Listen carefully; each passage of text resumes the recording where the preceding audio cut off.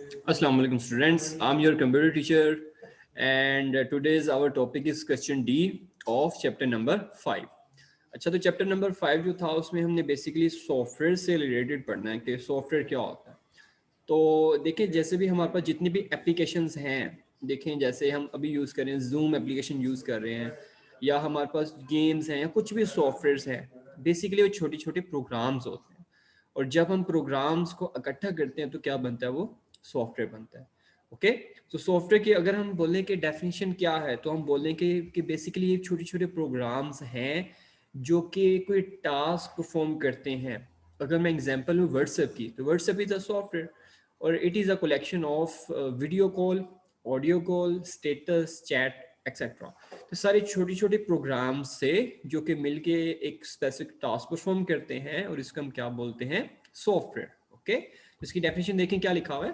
First question is what is software, what are the two main types of software. Basically इस question के two parts हैं। First part is what is software, तो इसकी definition क्या होगी। Software is a set of programs के multiple programs होते हैं डेट गाइड्स अ कंप्यूटर, जो कंप्यूटर को गाइड करते हैं इन परफॉर्मिंग रिलेटेड टास्क, ताकि वो कोई टास्क परफॉर्म कर सके। And all task should be related. जैसे एक प्रोग्राम है अगर हमारे पास वीडियो कॉल का, तो सेकंड कौन सा, ऑडियो कॉल। ये दोनों आपस में मिलती जुलती चीजें हैं। अब ये नहीं हो सकता कि एक हम प्रोग्राम बना लें कॉल का, दूसरा हम कोई गेम डाल दें उसके, तीसरा कोई और सॉफ्टवेयर डाल दें और मिलके हम कहेंगे जी ये एक सॉफ्टवेयर बन गया। तो ऐसा नहीं हो सकता। जब भी हमने छोटे छोटे प्रोग्राम्स को इकट्ठा करना है तो एक ही टास्क परफॉर्म करेंगे, रिलेटेड टास्क। ऐसा नहीं हो सकता कि वो अलग अलग टास्क परफॉर्म करेंगे। Okay, so this is the definition of software. जो हमारा फर्स्ट पार्ट है क्वेश्चन का, उसका आंसर कहाँ तक है, यहाँ से स्टार्ट से लेके रिलेटेड टास्क यहाँ तक। उसके बाद ये सिर्फ सेकंड पार्ट था कि what are the two main types of software. तो दो जो टाइप्स है उसके नाम क्या है। तो देखिए, फर्स्ट जो है उसका नाम है सिस्टम सॉफ्टवेयर और सेकंड का नाम क्या है हमारे पास, एप्लीकेशन सॉफ्टवेयर। ओके, ये टू टाइप्स होती हैं। First one is system software and second one is application software. Okay, अच्छा, उसके बाद सेकंड क्वेश्चन क्या है, what is the purpose of operating system. Operating system का पर्पस क्या है, बट हमें पहले पता होना चाहिए ऑपरेटिंग सिस्टम क्या है। ऑपरेटिंग सिस्टम ये होता है कि हम जैसे हमारा कंप्यूटर है, हम कंप्यूटर से कोई टास्क परफॉर्म करवाना चाह रहे हैं कि आइदर कंप्यूटर पर परफॉर्म कर सकते हैं, तो हमें उसके लिए ऑपरेटिंग सिस्टम बनाना पड़ेगा। मीन एक ऐसा सिस्टम या ऐसा सॉफ्टवेयर बनाना पड़ेगा जो हमारे पूरे सिस्टम को ऑपरेट करेगा, उसको मैनेज करेगा, उसको कंट्रोल करेगा। तो जितनी भी डिवाइसेस होती हैं, अगर हमने उसको कंट्रोल करना हो, मैनेज करना हो, तो we can do, but with the help of operating system. Okay, तो अब इसकी डेफिनेशन क्या होगी, क्या पर्पज होगा। The purpose of an operating system is to make sure that the computer is running properly, कि जो हमारा कंप्यूटर वो सही से चल रहा है, एंड परफॉर्मिंग रूटीन टास्क, और जितने भी टास्क हैं क्या वो 100% एफिशिएंसी के साथ कर रहा है कि नहीं कर रहा। Okay, so this is the purpose of operating system. Okay, now third question is what is the difference between integrated software and application software. अच्छा, हमने तो ऊपर दो टाइप्स पढ़ी थी, एक को हम बोलते हैं सिस्टम सॉफ्टवेयर, एक को हम बोलते हैं एप्लीकेशन सॉफ्टवेयर। लेकिन इंटीग्रेटेड सॉफ्टवेयर कौन से हैं। बेसिकली ये आप सिस्टम सॉफ्टवेयर को ही कह सकते हैं।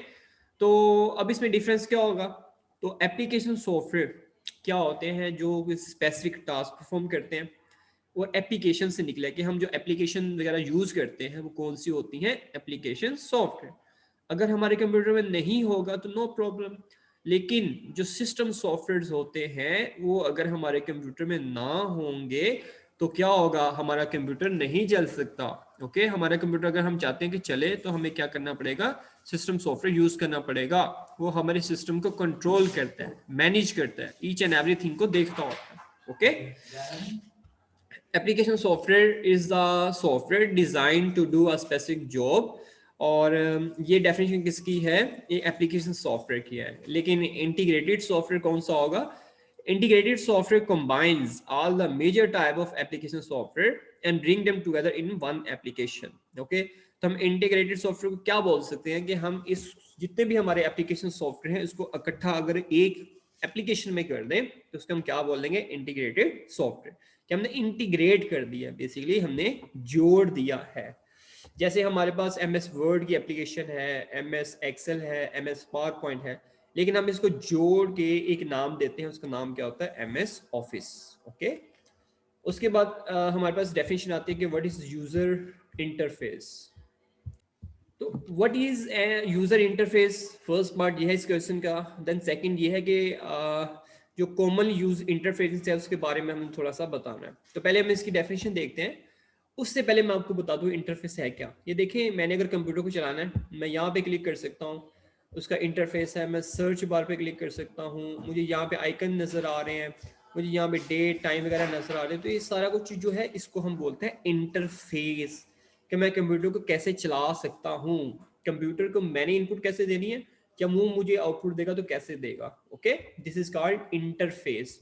A user interface is a way in which a user gives command or instruction to the computer and the way in which computer display information back to the user, कि हम उसके साथ interact कैसे कर रहे हैं और कंप्यूटर हमारे साथ इंटरेक्ट कैसे कर रहा है, वो हम कहते हैं जी वो होता है interface.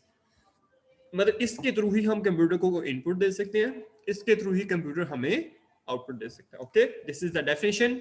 And there are two types of interfaces. First one is CLI, means command line interface, and the second one is GUI, graphical user interface. First one is CLI.